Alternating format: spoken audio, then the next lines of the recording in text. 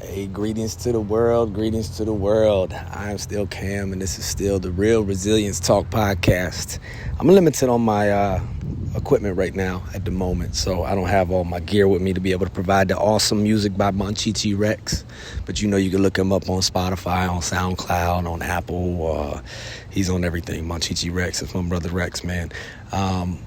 Hey, man, I'm on the East Coast again. I'm out here.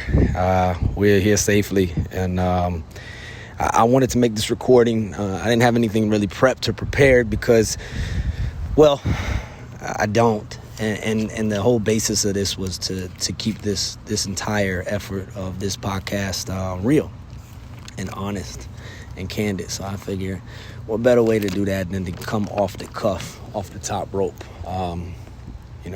Didn't really prep anything, don't have a guest to bounce off of.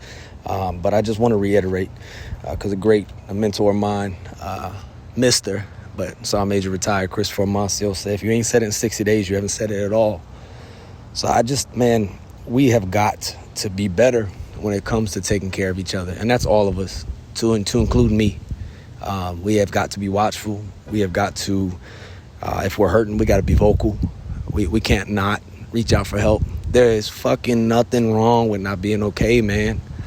But as I've said before, as I've read it off, and I'm going to read it off again right now from General Neller, our previous commandant in the Marine Corps.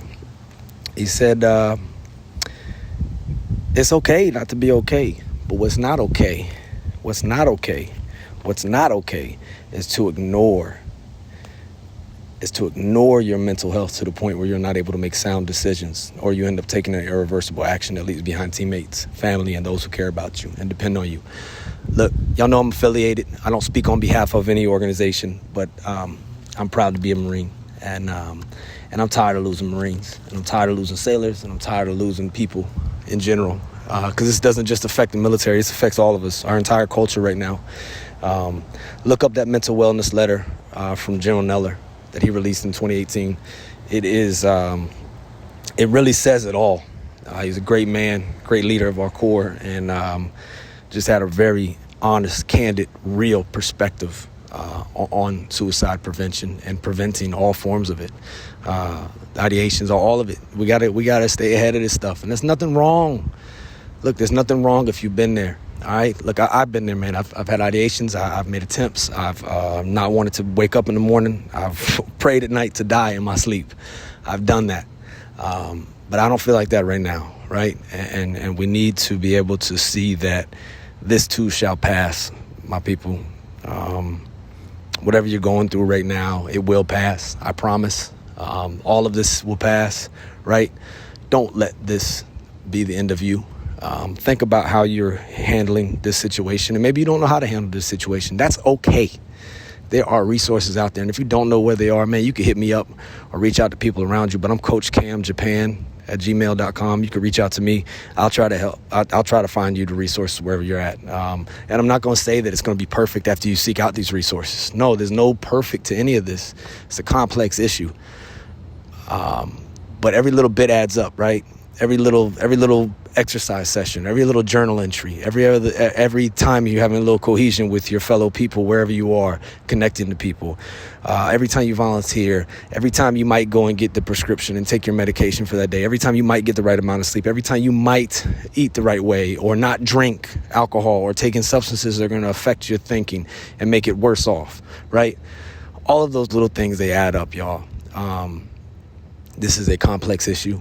I'm not blaming anybody and saying, well, it's this fault or it's society's fault or it's that. No. Look, we all need to stop doing that and pointing the fucking finger. Own your shit. Have extreme ownership over where you're at, what you control, the circle of control that you have, right? Like Epictetus said, that the key to happiness is knowing what's in your control and what's not, and then focusing on what you can control. So we might not be able to fix this entire vast issue. This is it's a problem bigger than all of us, but we can damn sure be better at taking care of each other and preventing death by suicide and preventing sexual assault, and preventing domestic violence. We can be better at staying left of bang, staying ahead of things and being preventative. And it's not just the one thing. It's not just a suicide issue. It's not just a sexual assault issue. It's fucking all of it. Right? It's how we're taking care of each other or not taking care of each other and taking care of ourselves. So as the man said, it's okay not to be okay. It's okay not to be okay. He said, we never get over it. We are all broken in our own way, and we all need help at times. It's critical we understand that and respect that. Pain, guilt, trauma, disappointment, and life stressors do not go away. We never get over it. Instead, we must learn to live with it, to cope with it, to not be disabled by it, and to help each other through it. Listen to me and listen to me clearly, y'all. Pain shared is pain divided. We must always remain committed to one another and be willing to share the burden of each other's trauma, issues, and pain. We don't give up. We can't. We have to keep moving forward. We never get over it. All right? It's okay not to be okay. But just realize that if you ignore your mental health, you ignore your spiritual health, you ignore your physical health, you ignore your overall total fitness, your overall health, all of it. If you ignore it to the point where you make an irreversible decision or you think that that's a good decision, that's wrong. Don't let yourself get to that point, and don't let the people around you. And for those who are hurting, help us help you, man. Please, just speak up, reach out. It's a temporary, all these things are temporary, but don't choose a permanent solution for a temporary problem. Do not choose a permanent solution for a temporary problem.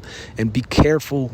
I said this in a poem we did open mic, but be careful with what you use to take the edge off, because it could lead to you it might lead to you taking your own head off. All right. I told you this is candid. This is real. And that's the God's honest truth, man. 3 trends. They got dumped. They got drunk. They had access. We cannot just go and say we're going to get drunk or we're going to get fucked up to escape our problems. We have to learn how to cope with it, to live with it, to deal with it, to move forward, to endure it together. Pain shared is pain divided. If you're listening right now, I love you and I thank you for your support. I just wanted to drop this line and hopefully it can help somebody, and hopefully you listening will go and help somebody, because like it or not, we're all we got. One team, one fight. Much love. Out.